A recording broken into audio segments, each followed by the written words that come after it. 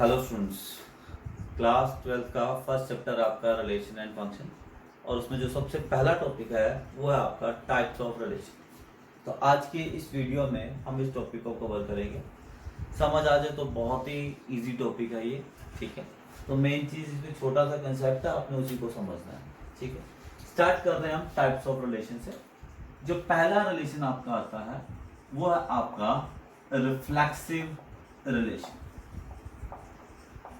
तो पहले मैं डिफाइन कर रहा हूं कि रिफ्लेक्सिव रिलेशन होता क्या है। A relation R on set A is reflexive if for every a small a belonging to set comma a belongs to R। तो जो मेन चीज है वो बस इतनी सी चीज है जो आपने याद रखनी है। For every a belongs to set a ordered pair a comma a belongs to relation। Example समझते हैं इस चीज को। एग्जाम्पल के तौर पे मैं मान लेता हूं कि सेट ए के एलिमेंट है 1, 2 एंड 3। अब ये जो एलिमेंट 1 है इसके कॉरस्पॉन्डिंग में ऑर्डर्ड पेयर क्या आएगा मेरा 1, 1। सेकेंड एलिमेंट के कॉरस्पॉन्डिंग ऑर्डर्ड पेयर होगा 2, 2 एंड थर्ड एलिमेंट के कॉरस्पॉन्डिंग ऑर्डर्ड पेयर होगा 3, 3। अगर किसी रिलेशन के पास ये तीनों के तीनों पेयर हैं 1, 1, 2, 2 एंड 3, 3, फिर तो वो रिलेशन मेरा रिफ्लेक्सिव है। अगर एक भी पेयर मिसिंग है तो वो रिलेशन मेरा रिफ्लेक्सिव नहीं है। जैसे एग्जांपल के तौर पे मैं इस सेट ए के ऊपर कुछ एक रिलेशन लिख रहा हूं। पहला रिलेशन लिख लिया मैंने 1, 1, 2, 2। अब मैं ये बोल रहा हूं R1 इज नॉट रिफ्लेक्सिव, ये रिलेशन मेरा रिफ्लेक्सिव नहीं है। रीजन क्या है? As 3 belongs to set A but 3, 3 does not belongs to R। Simple सी बात, जो मैंने आपको कहा था कि अगर सेट A के एलिमेंट 1, 2, 3 हैं तो उस रिलेशन के पास 1, 1 भी होना चाहिए, 2, 2 भी होना चाहिए, 3, 3 भी होना चाहिए। एक भी पेयर मिसिंग है तो वो रिलेशन मेरा रिफ्लेक्सिव नहीं है। जैसे और एग्जांपल के तौर पे मैं R2 ले रहा हूं तो R2 के मैं एलिमेंट चूज कर लेता हूं अपनी तरफ से 1, 1, 2, 2 एंड 3, 3। क्या R2 मेरा रिफ्लेक्सिव है? बिल्कुल है जी। कौन से पेयर के थे? 1, 1 भी है, 2, 2 भी है, 3, 3 भी है। तो इसका मतलब क्या हुआ? रिलेशन R2 मेरा रिफ्लेक्सिव है। तो हम क्या कहेंगे? R2 is reflexive relation. एक और एग्जांपल ले रहा हूं। सपोज मैं R3 चूज कर रहा हूं। R3 में ले रहा हूं 1, 1, 1, 2, 2, 2, 2, 3 एंड 3, 3। अब मेरा क्वेश्चन है, क्या ये रिलेशन मेरा रिफ्लेक्सिव है? देखो जरा, सेट ए के एलिमेंट थे 1, 2, 3, 1, 1 भी है, 2, 2 भी है, 3, 3 भी है। हमें मतलब सिर्फ इन तीन से था, ये तीन आ रहे हैं, एक्स्ट्रा कुछ मर्जी आ जाए हमें कोई भी फर्क नहीं पड़ता। तो हमारी जो रिक्वायरमेंट थी वो रिक्वायरमेंट पूरी होगी तो हम क्या बोलेंगे? R3 is reflexive relation. Relation मेरा रिफ्लेक्सिव है। क्लियर है जी? तो रिफ्लेक्सिव समझ में आ गया। तो ये सेट ए के अगर 3 एलिमेंट थे तो ये 3 पेयर होने चाहिए। सपोज मैं कहता हूं कि सेट ए के अंदर एलिमेंट्स हैं 1, 2 एंड 3 एंड 4 और इसके ऊपर एक रिलेशन डिफाइन कर रहा हूं मैं R4 और जिसके एलिमेंट है 1, 1 है, 1, 2 है, 2, 2 है, 2, 3, 3, 3 एंड 4, 4 और पूछूं क्या ये रिलेशन रिफ्लेक्सिव है? तो एलिमेंट क्या थे? 1, 2, 3, 4। तो मेरे को 1, 1 भी चाहिए, मुझे 2, 2 भी चाहिए, मुझे 3, 3 भी चाहिए, मुझे 4, 4 भी चाहिए। सारे के सारे हैं तो हम क्या बोलेंगे? R4 is reflexive relation. तो ये चीज है, जितने भी सेट ए के एलिमेंट है हर एक के लिए कंडीशन सेटिस्फाइड होनी चाहिए। तब भी मेरा रिलेशन क्या होगा जी, रिफ्लेक्सिव होगा। अब ये तो मैंने वो एग्जांपल लिए कि जिसके अंदर मेरा क्या था जी, जिसमें क्या था जी, सेट मेरा फाइनाइट था और जो रिलेशन बन रहा था उसके एलिमेंट भी फाइनाइट थे। मैं एक और एग्जांपल ले रहा हूं अपनी तरफ से। मैं मान लेता हूं कि let R5 is relation ordered pair AB such that A is less than equals to B where A and B belongs to natural numbers। ठीक है, अब यहां पे देखो जरा, ये रिलेशन मेरा किसके ऊपर डिफाइंड है, ये मेरा नेचुरल नंबर के सेट के ऊपर रिलेशन डिफाइंड है। और रिलेशन कंडीशन क्या है, ए बी आर रिलेशन के पास कब होगा, when A is less than equals to B. अब हमें पता है A is always less than equals to A, तो इससे मतलब ये निकलेगा कि A, मेरा हमेशा R के पास है for all A belongings to natural number. तो इसका मतलब ये हुआ कि ये जो रिलेशन R5 है, this relation is reflexive relation. ये चीज क्लियर है। तो सिंपल सा कंसेप्ट आपका ये है कि जितने भी सेट ए के एलिमेंट है, तो हर एक एलिमेंट के कोरस्पॉन्डिंग जो भी ऑर्डर्ड पेयर आ रहे हैं, ये वाले पेयर्स वाले 1 के कोरस्पॉन्डिंग 1 1, 2 के कोरस्पॉन्डिंग 2 2 एंड सो ऑन, अगर ये सारे के सारे पेयर हैं फिर वो रिफ्लेक्सिव है। एक भी पेयर मिसिंग है तो वो रिफ्लेक्सिव नहीं है। तो रिफ्लेक्सिव रिलेशन समझ में आ गया जी। ओके जी, तो ये मेरा फर्स्ट रिलेशन था रिफ्लेक्सिव। रिफ्लेक्सिव के बाद नेक्स्ट अब हम बात करेंगे सिमेट्रिक रिलेशन के बारे में। तो सेकंड रिलेशन में ले रहा हूं जी, symmetric relation.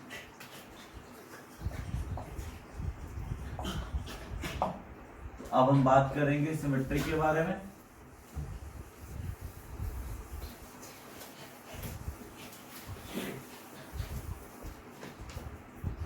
A relation R on set A is symmetric if ordered pair AB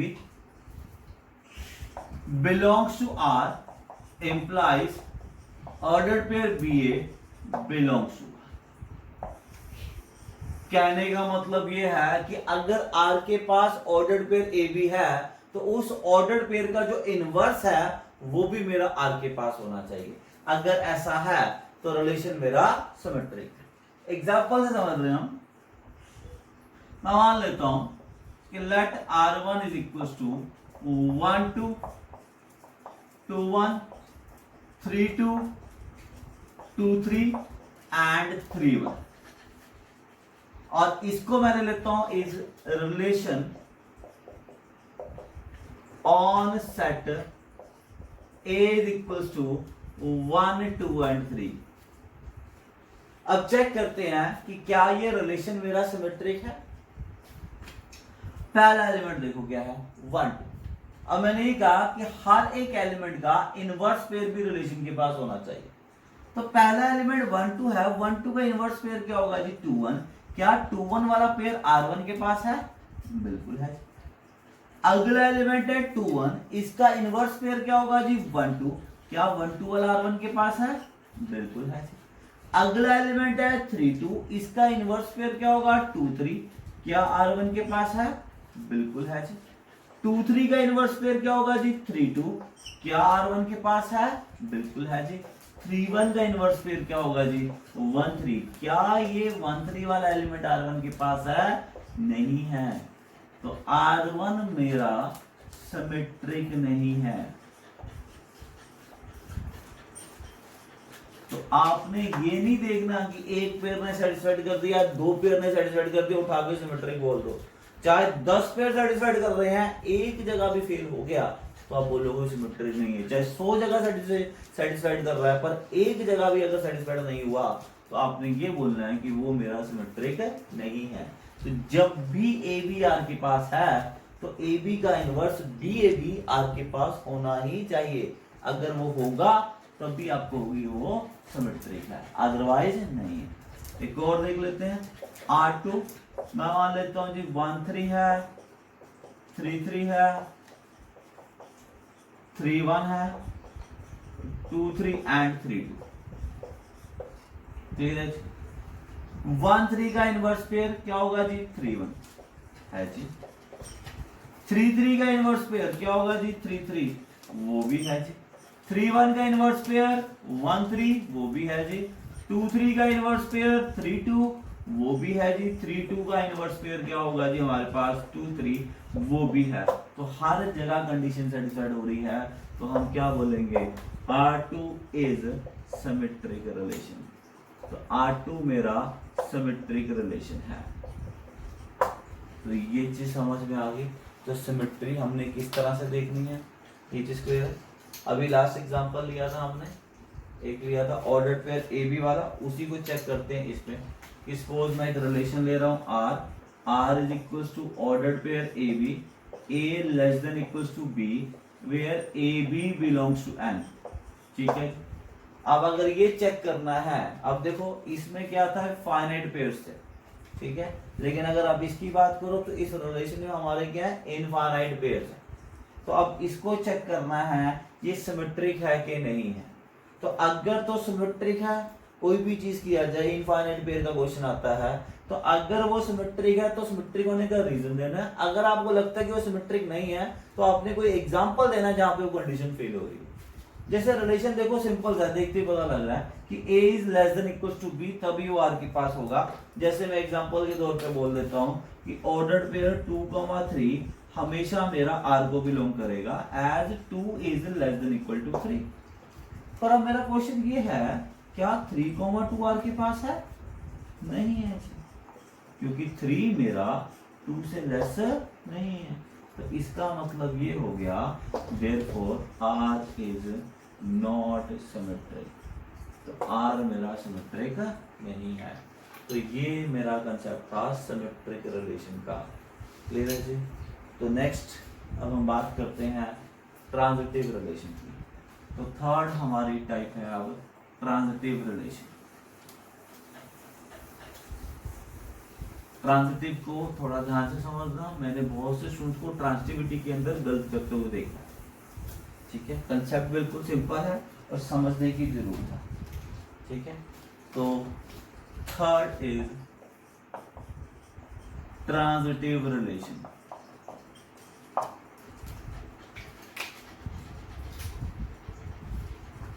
A relation R on set A is transitive if and only if AB and BC belonging to R implies AC belongs to R.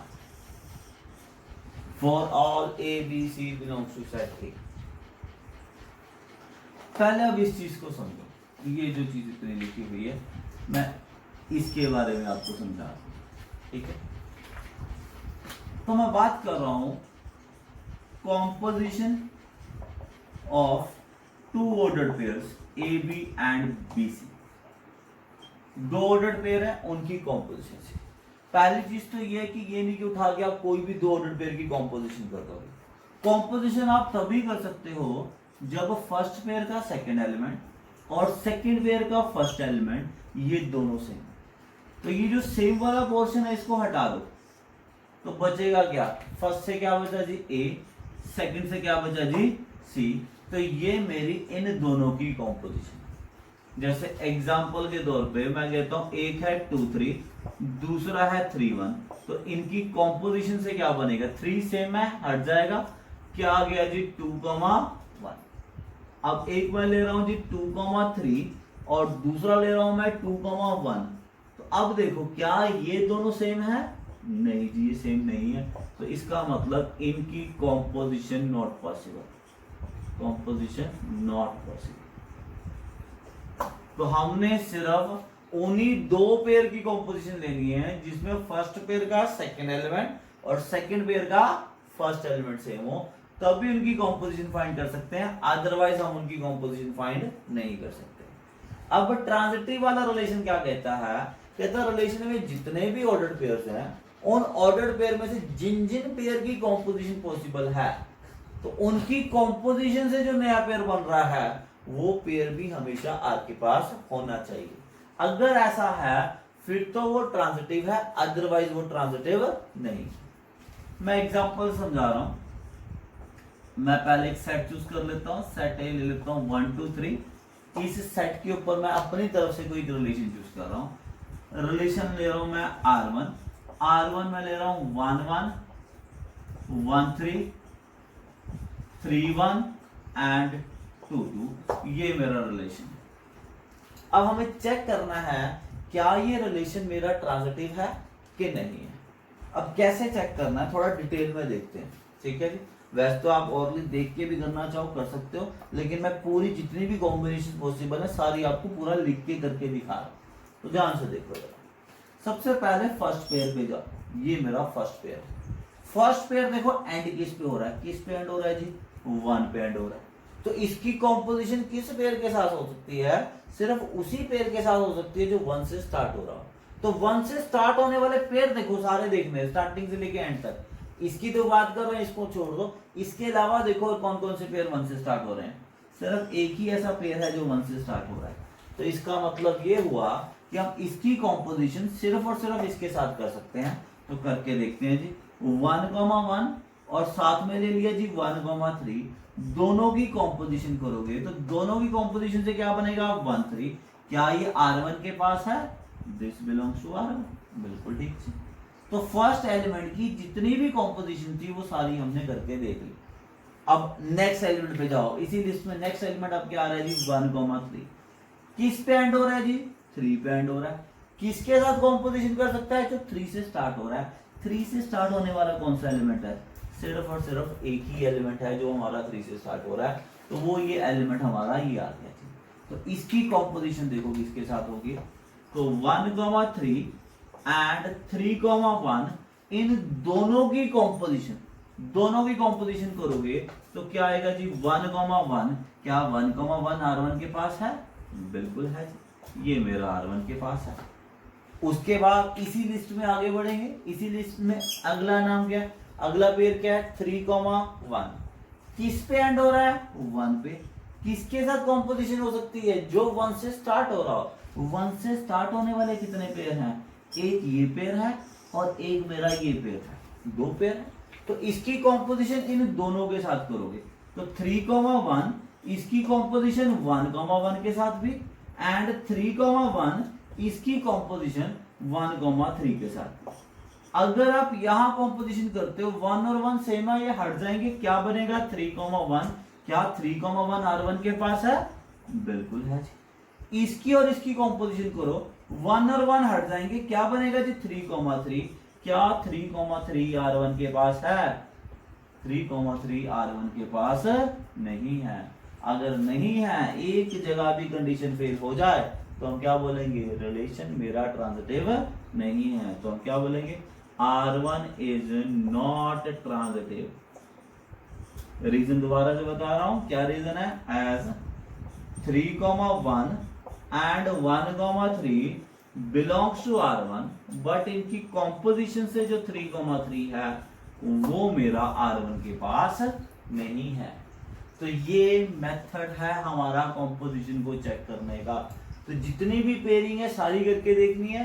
एक जगह भी fail होगी तो वहीं पे रुक जाना, उसके बाद आगे के जो पॉसिबल पेयर्स है उन पे जाने की जरूरत नहीं है। ये चीज क्लियर है। तो जब तक इस लिस्ट में एंड तक नहीं पहुंच जाते, आपने जितने भी पेयर्स हैं उन सबको चेक करते रहना। क्लियर है जी। एक और लेते हैं एग्जांपल, R2 ले लेता हूं, सेट ए के ऊपर ले लेता हूं ये रिलेशन पे।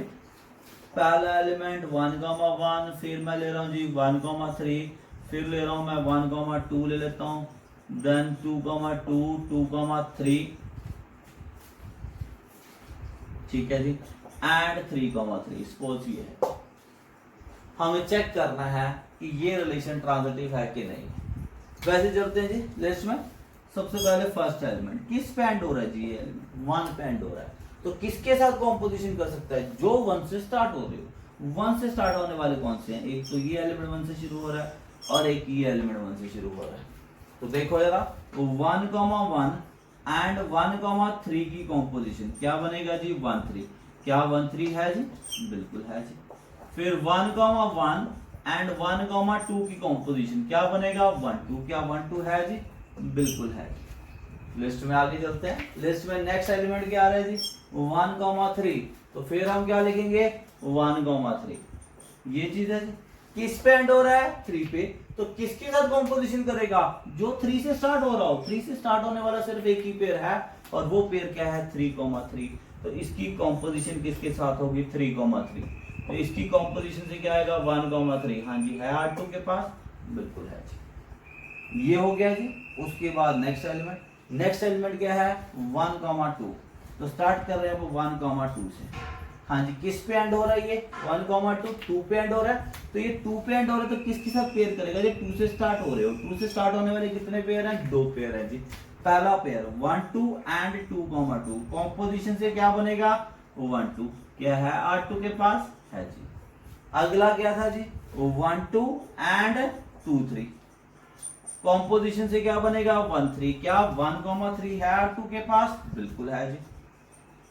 तो हम लिस्ट में कहां तक कवर कर चुके हैं 1 2 तक की कॉम्पोजिशंस कर चुके हैं। उसके बाद नेक्स्ट एलिमेंट क्या आ रहा है जी 2,2 किस पे एंड हो रहा है 2 पे एंड हो रहा है। किससे पेयर करेगा जो 2 से स्टार्ट करेगा। 2 से स्टार्ट होने वाला इसके अलावा सिर्फ एक ही पेयर है वो ही मेरा ये पेयर है। तो इसके साथ कॉम्पोजिशन करो। तो 2,2 एंड 2,3 की कॉम्पोजिशन। तो कॉम्पोजिशन से मेरे पास क्या बना जी 2,3। क्या 2,3 R2 के पास है बिल्कुल है जी। आगे बढ़ेंगे लिस्ट में। अगला नाम क्या आ रहा है लिस्ट में 2,3 का। अब 2,3 की कॉम्पोजिशन 2,3 किस पे एंड हो रहा है 3 पे।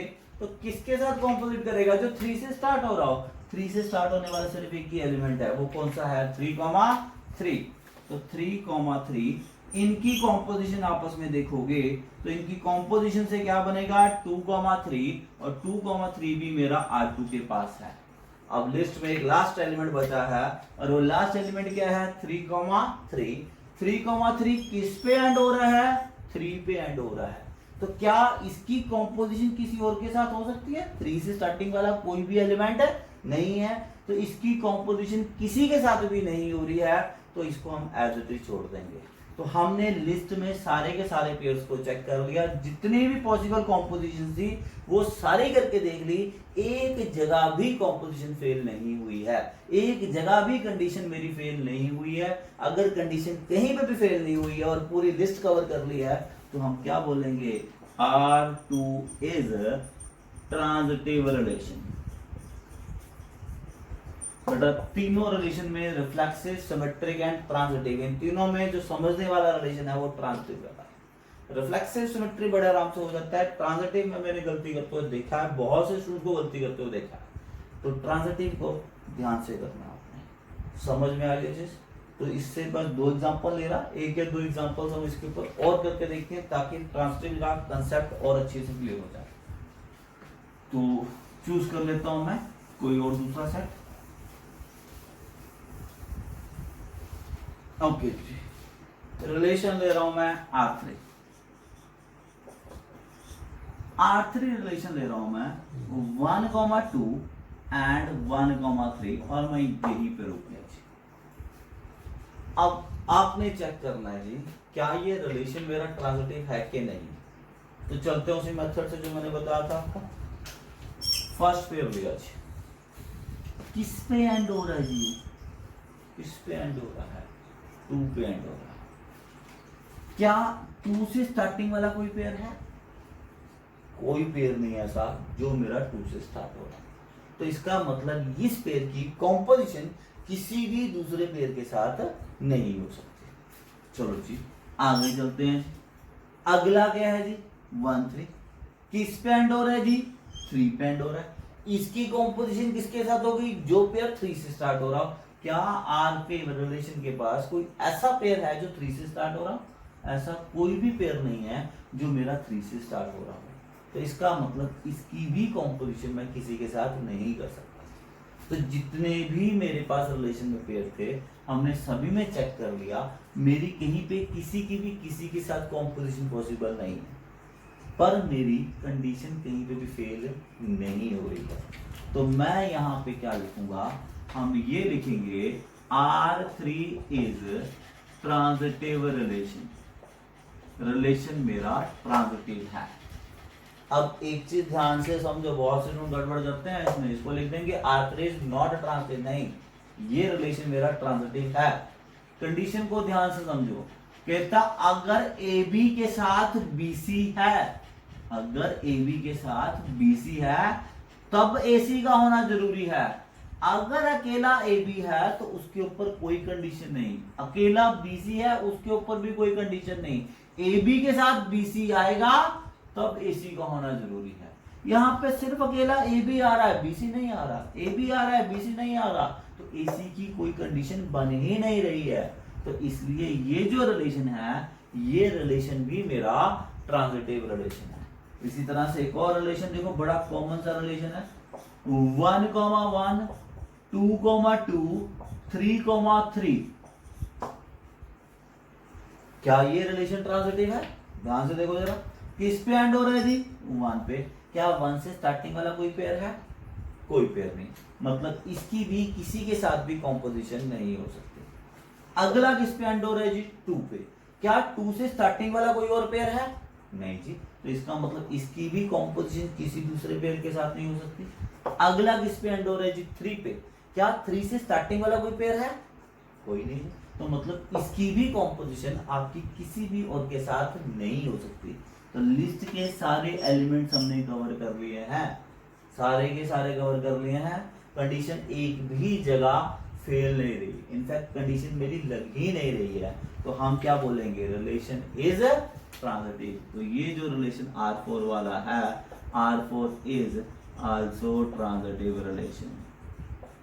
ये चीज क्लियर है जी, समझ में आ गया ट्रांजिटिविटी किस तरह से चेक करनी है।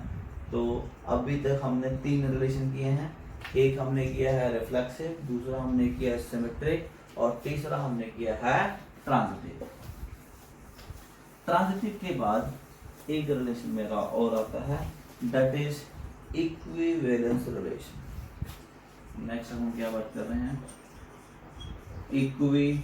Equivalence relation. अब इक्विवेलेंस रिलेशन क्या होता है? Relation which is reflexive, symmetric and transitive. कोई भी ऐसा रिलेशन जो मेरा रिफ्लेक्सिव भी है, सिमेट्रिक भी है एंड ट्रांजिटिव भी है, उस रिलेशन को हम क्या बोलेंगे? Equivalence relation. अब आपके सामने ये ऊपर का रिलेशन ही देखो, R4 ही देखो,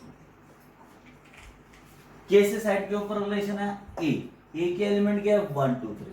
तो रिफ्लेक्सिव कब होता है? जब इसके पास 1 1 भी होता, 2 2 भी होता और 3 3 भी होता। तो R4 के पास 1 1 भी है, R4 के पास 2 2 भी है, R4 के पास 3 3 भी है। तो इसका मतलब ये हो गया कि R4 इज रिफ्लेक्सिव। ठीक है, पहला एलिमेंट 1 1, इसका इनवर्स क्या होगा? 1 1, वो भी R4 के पास है। नेक्स्ट एलिमेंट 2 2, इसका इनवर्स क्या है? 2 2, वो भी R4 के पास है। नेक्स्ट एलिमेंट 3 3, इसका इनवर्स क्या है? 3 3, वो भी मेरा R4 के पास है। तो इसका मतलब ये कि हर एक एलिमेंट का इनवर्स भी रिलेशन के पास है, तो जो रिलेशन है वो मेरा सिमेट्रिक भी है। ट्रांजिटिव तो हम अभी भी शो करके हटे हैं, तो ये जो रिलेशन है ये मेरा ट्रांजिटिव भी है। तो R4 मेरा रिफ्लेक्सिव भी है, R4 मेरा सिमेट्रिक भी है, R4 मेरा ट्रांजिटिव भी है। तो इसका मतलब क्या हो गया कि ये जो R4 वाला रिलेशन है ये मेरा क्या है? Equivalence relation. तो इस रिलेशन को हम क्या बोलेंगे? Equivalence relation. तो समझ में आ गया जी किस तरह से चेक करना है, रिफ्लेक्सिव कैसे चेक करना है, सिमेट्रिक कैसे चेक करना है, ट्रांजिटिव कैसे चेक करना है, एंड इक्विवेलेंस को किस तरह से चेक करना है। और एग्जांपल लेते हैं इसके ऊपर, जैसे एग्जांपल के तौर पे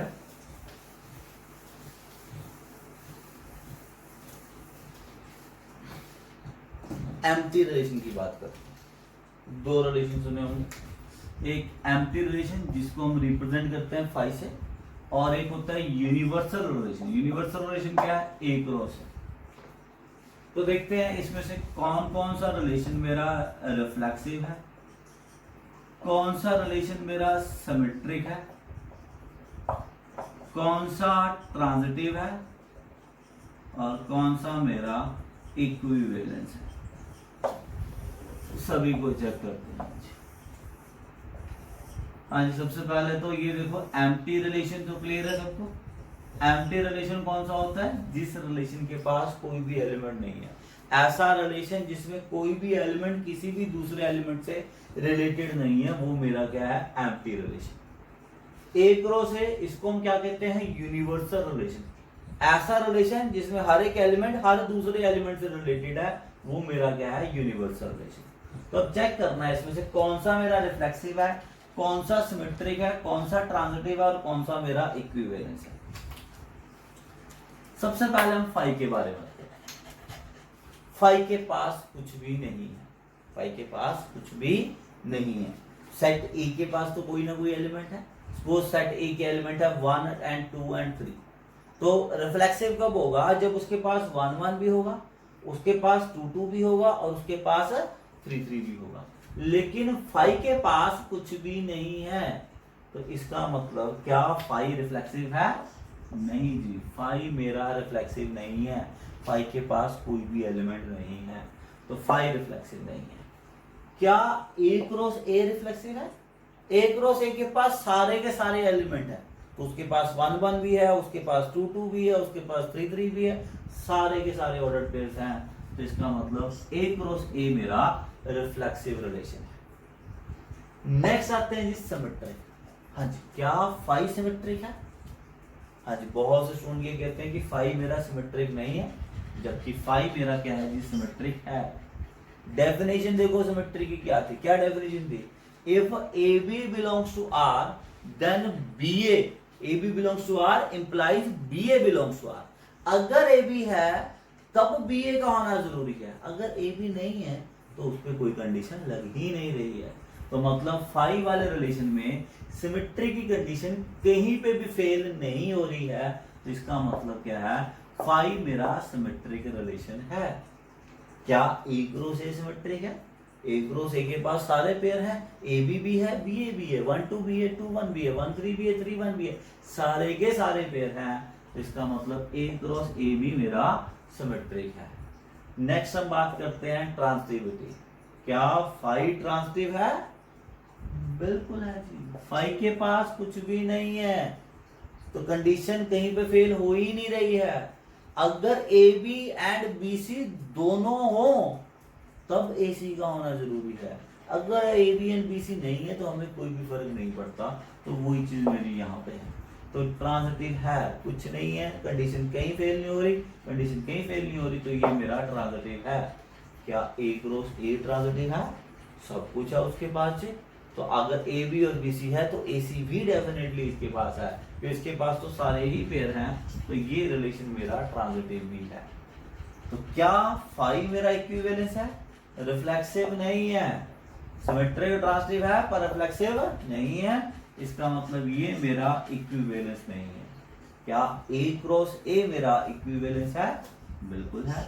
ये रिफ्लेक्सिव भी है, ये सिमेट्रिक भी है, और ये ट्रांजिटिव भी है। तो अगर आपने कोई एग्जांपल याद रखना चाहते हो इक्विवेलेंस रिलेशन का, तो बड़ा कॉमन सा एग्जांपल है, और वो एग्जांपल आपका क्या है? ए क्रॉस ए। ए क्रॉस ए वो सेट है, जो वो रिलेशन है जो रिफ्लेक्सिव भी है, सिमेट्रिक भी है एंड ट्रांजिटिव भी है। इसका मतलब ये मेरा इक्विवेलेंस रिलेशन है। समझ में आ गई ये चीज? ओके, क्वेश्चन करके देखते हैं जी।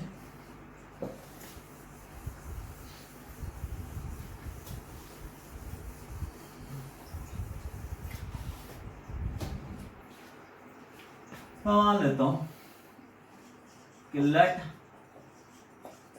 आर एक रिलेशन दिया हुआ है, a minus B is multiple of 4 where a and b belongs to z। मैंने अपनी तरफ से एक रिलेशन ले लिया आर, जो मेरा सेट ऑफ इंटीजर्स के ऊपर रिलेशन है। तो ऑर्डर पेयर ए बी मेरा आर के पास कब होगा, जब A minus B is multiple of 4 होगा। मल्टीपल ऑफ 4 का मतलब क्या हुआ कि a minus B is 4 times m होगा, वेयर m मेरा क्या है जी, इंटीजर। जैसे एग्जांपल के तौर पे मैं कहता हूं कि मेरा एक ऑर्डर पेयर है, एक ले लेता हूं जी 1 और दूसरा ले लेता हूं जी 5। ये मेरा रिलेशन के पास है, क्योंकि अगर मैं 1 माइनस 5 करूंगा तो वैल्यू क्या आएगी जी, -4। -4 मेरा मल्टीपल ऑफ 4 है। पर अगर मैं ये बात करूं जी 2,11, 2,11 क्या आर के पास है, ये मेरा आर के पास नहीं है, क्योंकि 2 एंड 11 का जो डिफरेंस है वो मेरा क्या है जी, -9। -9 मेरा 4 का मल्टीपल नहीं है। तो ये समझ में आ गया कि रिलेशन के पास कौन से पेयर हैं और कौन से पेयर नहीं है। क्लियर है? अब मेरा क्वेश्चन आपसे ये है कि क्या आर मेरा इक्विवेलेंस रिलेशन है। अब रिलेशन इक्विवेलेंस कब होगा, जब वो रिफ्लेक्सिव भी होगा, जब वो सिमेट्रिक भी होगा, जब वो ट्रांजिटिव भी होगा।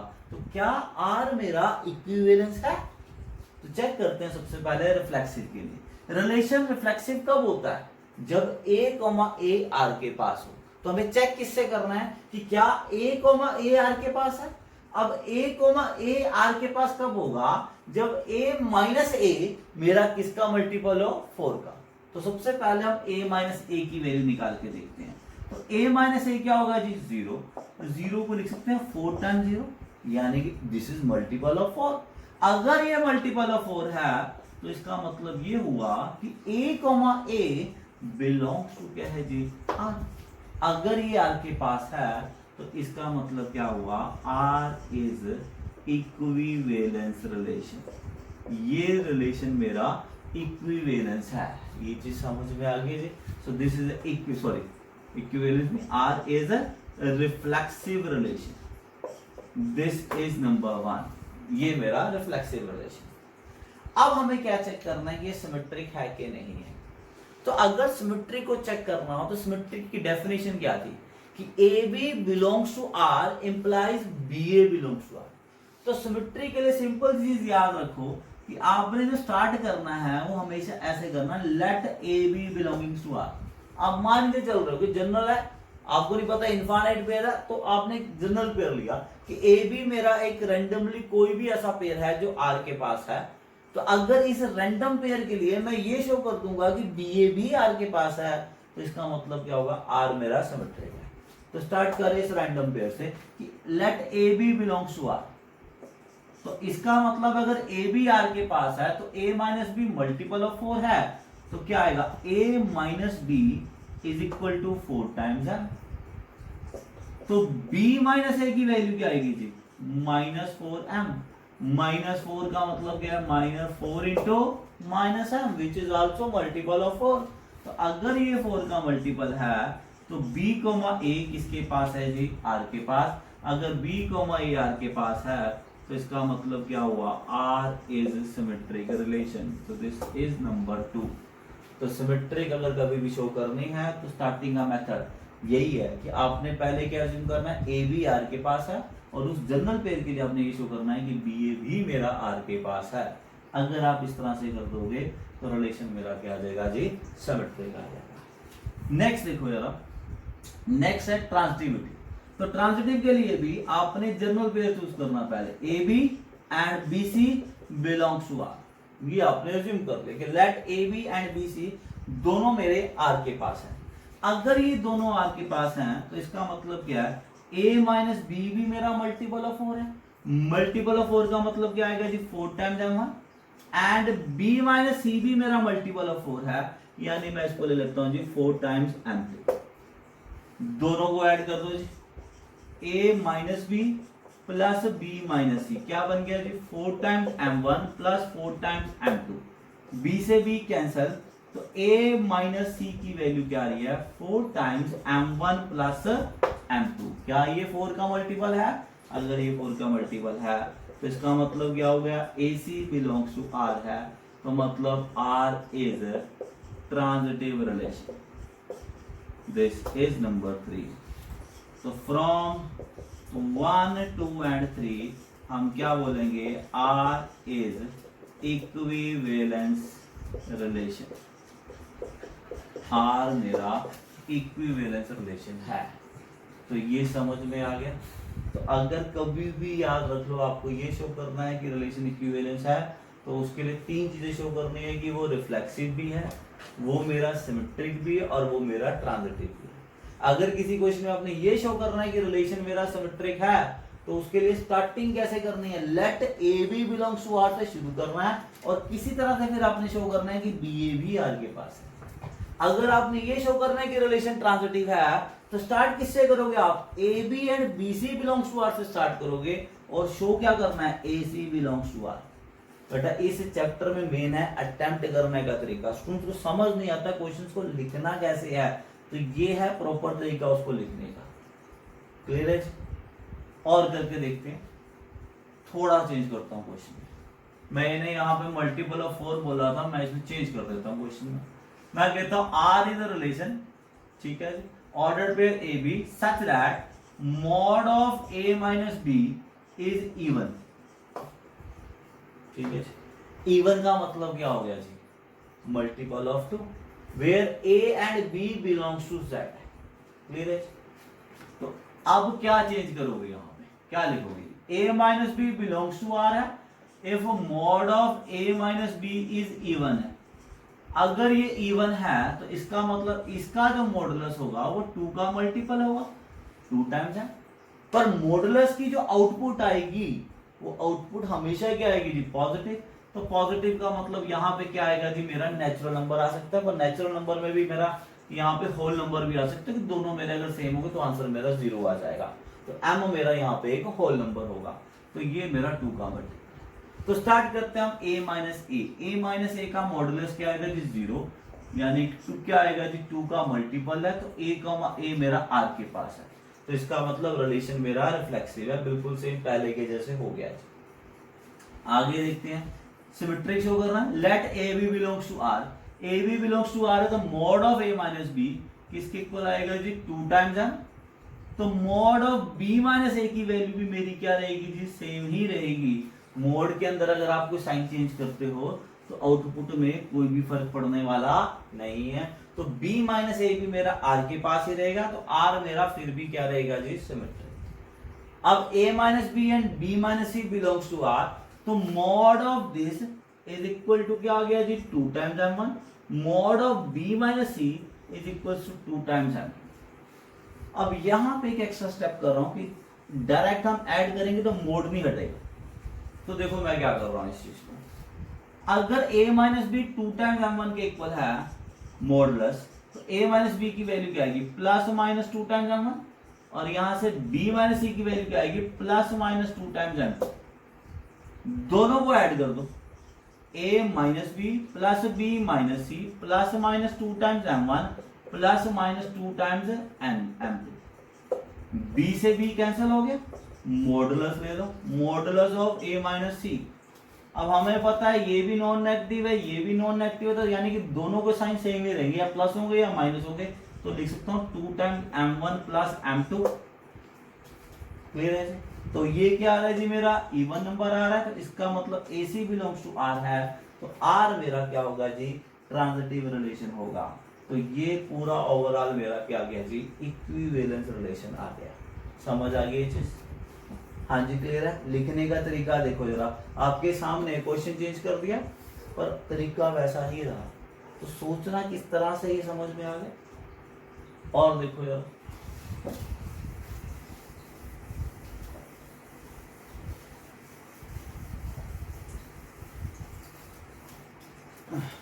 नेक्स्ट वगैरह. अभी जो क्वेश्चन किया उसी में देखो जरा, एक सेम क्वेश्चन दोबारा से कैसे आ सकता था, किस तरह से. Ordered pair A B, A minus B is divisible by 5 where A B belongs to Z कर लेते हैं. ठीक है. तो जैसे आपने ये किया था mod of a minus B is multiple of 4 कर दिया था, तो सेम चीज होगी जी। इस चीज का मतलब क्या लोगे आप, a minus B is equal to 5 times है। तो जहां जहां पे 4 आ रहा था उससे पिछले क्वेश्चन में 2 आ रहा था, 2 और 4 आ रहा था, उसकी जगह आपने जस्ट 5 करना, बाकी सारा सोल्यूशन हमारा सेम। ठीक है, और देखो क्या हो सकता था, a is factor of b, ये मेरा सेट ऑफ नेचुरल नंबर्स पे है। अब इसके अल्टरनेट मतलब देखो जरा, a is factor of b की जगह क्या क्या चीजें आ सकती थी, ये भी आ सकता था a डिवाइड्स b, ये भी आ सकता था b इज मल्टीपल ऑफ ए, ये भी आ सकता था b इज डिविजिबल बाय ए। इनमें से कुछ भी आ जाए, सबके लिए सॉल्यूशन मेरा क्या रहेगा जी, सेम।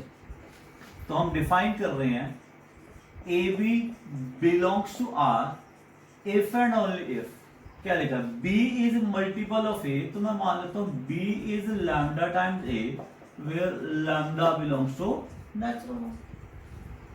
अब देखो लिख सकते हैं a is equal to 1 times a, तो इसका मतलब क्या हो गया, a बिलोंग्स टू r है, तो इसका मतलब ये हो गया r is reflexive relation, relation मेरा रिफ्लेक्सिव है।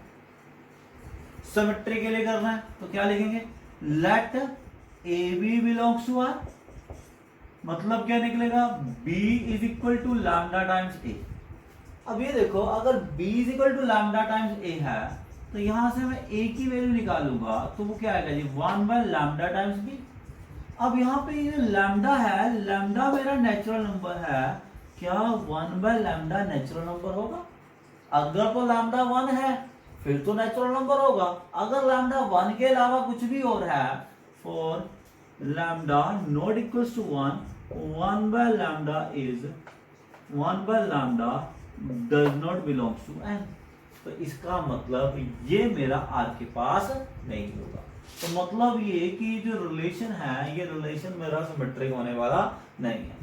पर मैं ये कहूंगा कि अगर कोई रिलेशन सिमेट्रिक नहीं है या फिर रिफ्लेक्सिव नहीं है या ट्रांजिटिव नहीं है, तो बेटर क्या है, जो नई वाले हैं उनको आपने हमेशा एग्जांपल से शो करना है। जैसे मैं ये ले लेता हूं 2,4 बिलोंग्स टू r, 2 4 का फैक्टर है, as 2 is a factor of 4, but 4,2 does not belongs to r as 4 is not a factor of 2। तो इसका मतलब ये हो गया कि relation is not symmetric, r is not symmetric. Next क्या चेक करना, हमें ट्रांसिटिविटी चेक करनी है। तो हम मान लेते हैं कि let A B and B C belongs to r। अगर ए बी आर के पास है तो इसका मतलब क्या होगा, b is lambda times a। अगर बी सी आर के पास है तो हम मान लेते हैं c is equal to lambda 2 times b। तो b की इस वैल्यू को यहाँ पे पुट कर दो, तो c is equal to lambda 2 into lambda 1a, तो c is equal to lambda 1 lambda 2 times b, sorry a। तो इसका मतलब ये हो गया कि AC बिलोंग्स टू क्या चीज है जी, R। अगर AC R के पास है तो इसका मतलब क्या हो गया, R इज ट्रांजिटिव रिलेशन। अब देखो ये जो रिलेशन है ये मेरा रिफ्लेक्सिव है, ये रिलेशन सिमेट्रिक नहीं है, और ये रिलेशन मेरा ट्रांजिटिव है। अगर क्वेश्चन में आपसे ये पूछा जाता कि क्या ये रिलेशन इक्विवेलेंस है, तो हम सीधा बोल देंगे कि रिलेशन मेरा सिमेट्रिक नहीं है, तो इसका मतलब क्या हो गया, R इज नॉट इक्विवेलेंस। तो अगर आपसे ये पूछा जाता कि इक्विवेलेंस है कि नहीं है, और उस केस में जरूरी नहीं कि आपको ये सारा शो करना है, अगर आपको देखते ही पता लग रहा है कि रिलेशन सिमेट्रिक नहीं है, तो आप सीधा बस इतना कर दो कि भैया ये चीज R के पास है, ये चीज R के पास नहीं है, इसलिए सिमेट्रिक नहीं है। अगर ये सिमेट्रिक नहीं है तो इसका मतलब ये रिलेशन मेरा इक्विवेलेंस भी नहीं है। ये चीज क्लियर है। तो मेन इस चैप्टर में कुछ नहीं है, मेन चीज है लिखना कैसे, अटेम्प्ट कैसे करना है, वो समझ में आ गया आपको। एक और क्वेश्चन देखो यार, लेता हूं। R is relation on set of ordered pairs। लेता हूं, लेट क्वेश्चन है जी, R is a relation on n cross n defined as AB related to CD if and only if A plus B is equal to B plus C। अगर ये चीज है तो relation मेरा reflex defined, sorry, R is relation on n cross n defined as this if A plus D is equal to B plus C। Relation को define किया गया है और क्वेश्चन ये है, show that R is equivalence relation. R को equivalence हमें show करना है। सबसे पहले इस रिलेशन को समझते हैं कि ये क्या चीज है। तो उसके लिए एक चीज देखो यार, जैसे सपोज मेरे पास कोई एक रिलेशन और मैं ये लिखता हूं 2,5 बिलोंग्स टू R। तो इसको लिखने का अल्टरनेट तरीका क्या है, 2 रिलेटेड टू 5। तो यहां पे ये जो लिखा गया है ये सेकंड वाली वे से लिखा गया। अगर फर्स्ट वाले वे से इसको लिखेंगे तो हम इसको क्या लिखेंगे, ordered pair AB comma ordered pair CD, इन दोनों का जो ऑर्डर्ड पेयर है दैट बिलोंग्स टू R। और थोड़ा इसकी बजाय ये फॉर्मेट दिखने में ज्यादा इजी है, इसलिए हम ज्यादातर इसकी जगह इसको लिख रहे हैं। फर्क क्या है, पहले ये मेरा सेट किसके ऊपर था, n के ऊपर, और यहाँ पे किसके ऊपर है, n क्रॉस n। इसके जितने भी एलिमेंट होंगे वो सारे के सारे क्या होंगे जी, ऑर्डर पेयर। अब उसके बाद क्या आ रहा है जी, कौन कौन से पेयर एक दूसरे रिलेट कर रहे हैं, कहते हैं जिन पेयर का ये फर्स्ट और लास्ट का सम और ये इन दोनों का सम सेम है वो एक दूसरे से रिलेट कर रहे हैं। स्टार्ट करते हो, ordered pair AB related to ordered pair CD, ठीक है। If and only if A plus D is equal to B plus। अभी मैं बता गया तो ये कैसे रिलेट कर रहे हैं कि भैया इसका और इसका सम किसके इक्वल होना चाहिए, इन दो के सम के इक्वल। अगर ऐसा है तो रिलेशन को वो बिलोंग कर रहे हैं। और मैं इस चीज को और इजी कर रहा हूं, that is A minus B is equal to C minus D। क्या किया, ये जो प्लस B था इसको इधर लेके क्या बन गया जी, माइनस B, और ये प्लस D को उधर लेके क्या बन गया जी, माइनस D। तो क्या वैल्यू आ गई, A minus B is equal to C minus D। अब ये चीज देखो, इसकी बजाय यहां से जज करना ज्यादा इजी है। अगर आप इसको देखो तो हम ये कहेंगे कि पहले पेयर का पहला और दूसरे पेयर का दूसरा, इन दो का सम पहले के दूसरे और दूसरे के पहले के सम के इक्वल होना चाहिए। थोड़ा कंफ्यूजिंग सा लगता है, लेकिन अगर मैं इस फॉर्म में देखूं तो मैं सीधा बोलूंगा कि जिन दो ऑर्डर पेयर का डिफरेंस सेम है वो एक दूसरे से रिलेट कर रहे हैं। A minus B is equal to C minus D। Check करना बड़ा इजी। जैसे सपोज मैं लिख देता हूं जी 3,7। हाँ जी, डिफरेंस देखो 3 और 4 के बीच में क्या है, 3 और 7 के बीच में 4 का डिफरेंस है। किससे रिलेट करेगा, 5,9 से रिलेट करेगा, 10,14 से रिलेट करेगा, सबसे रिलेट कर देगा। चेक करना कितना ज्यादा इजी है। अगर लिखना भी हो तो वो भी कैसे इजी है। 3 माइनस 7 किसके इक्वल है जी, 5 माइनस 9 के। तो 3 माइनस 7 को देख के 3 7 लिख दिया, 5 माइनस 9 को देख के 5 9 लिख दिया, तो हमारे लिए लिखना भी ज्यादा इजी हो जाता है। तो ये चीज क्लियर है जी सबको। तो अब चलते हैं वापस, हमें इसको क्या शो करना है, इक्विवेलेंस। तो मतलब मेरे को रिफ्लेक्सिव भी शो करना है, सिमेट्रिक भी शो करना है एंड ट्रांजिटिव भी शो करना है। तो स्टार्ट करते हैं रिफ्लेक्सिव से। तो A minus B is equal to A minus B लिख सकते हैं। अभी मैंने कहा देखो 3 माइनस 7 को देख के 3,7 लिख दिया, 5 माइनस 9 को देख के 5,9 लिख दिया। तो सेम चीज यहाँ करो, तो क्या लिखेंगे हम, A माइनस बी को देख के AB रिलेटेड टू इससे भी क्या आ रहा है जी, AB। तो हम क्या बोलेंगे, R is reflexive relation. This is number 1, reflexive हो चुका है। अब क्या शो करना है हमें, सिमेट्री। सिमेट्री के लिए क्या करेंगे, वही चीज, let AB related to C D, ये एज्यूम करो। A B related to C D है, तो इन दोनों का डिफरेंस इन दोनों के डिफरेंस के इक्वल है। तो A minus B is equal to क्या आएगा जी, सी माइनस डी। लिख सकते हैं C minus D is equal to A minus B. अब लिखना हो सी माइनस डी को देख के क्या लिखोगे, ऑर्डर्ड पेयर सी डी। ए माइनस बी को देख के क्या लिखोगे, ऑर्डर्ड पेयर ए बी। तो इससे मतलब क्या निकल रहा है, R is symmetric relation, this is number 2। Clear है। अब नेक्स्ट चलते हैं ट्रांसटिव के लिए। तो क्या लेट करोगे, let A B related to C D and C D related to E F. तो क्या मतलब निकल रहा है, ए बी सी डी से रिलेट कर रहा है, तो A minus B is equal to क्या है, सी माइनस डी।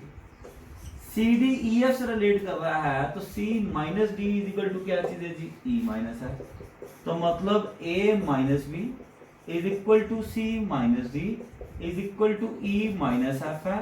तो A minus B is equal to क्या आ गया जी, ई माइनस एफ। तो इसका मतलब ordered pair A B is related to ordered pair E F. तो इसका मतलब क्या आ गया, R is transitive relation. Relation reflexive भी है, रिलेशन सिमेट्रिक भी है, रिलेशन ट्रांजिटिव भी है। तो इसका मतलब क्या हो गया, रिलेशन मेरा इक्विवेलेंस है। क्लियर है जी। क्वेश्चन इंपॉर्टेंट है, आ भी चुका है बोर्ड के अंदर। और इस तरह से 2 क्वेश्चन बनते हैं। एक क्वेश्चन में आपका एडिशन आता है, दूसरे क्वेश्चन में मल्टीप्लिकेशन आता है। दूसरे क्वेश्चन में क्या चेंज होगा, यहाँ पे क्या आएगा जी, A D is equal to B C. तो फिर वहां पे क्या चेंज करेंगे, इसमें क्या लिख लोगे, A D is equal to B C है, दैट इज इजी वाला फॉर्मेट बनाओ, ए बी एक तरफ और सी डी दूसरी तरफ। और उसके बाद आगे आपका वैसे सॉल्व हो जाएगा। क्लियर है चीज। तो ये समझ में आ गया किस तरह से शो करना है। अगर लिखा हो इक्विवेलेंस है तो मतलब आपने शो करना है रिफ्लेक्सिव भी है, सिमेट्रिक भी है, ट्रांजिटिव भी है। सिमेट्रिक के लिए क्या यूज करोगे, ए बी को लेट करोगे और बी ए को शो करोगे। ट्रांजिटिव के लिए A B and B C को लेट करोगे एंड ए सी को शो करोगे। तो ये तरीका है। पर अगर ये शो करना कि वो सिमेट्रिक नहीं है या ट्रांजिटिव नहीं है या रिफ्लेक्सिव नहीं है, तो आपने उसका एग्जाम्पल देना।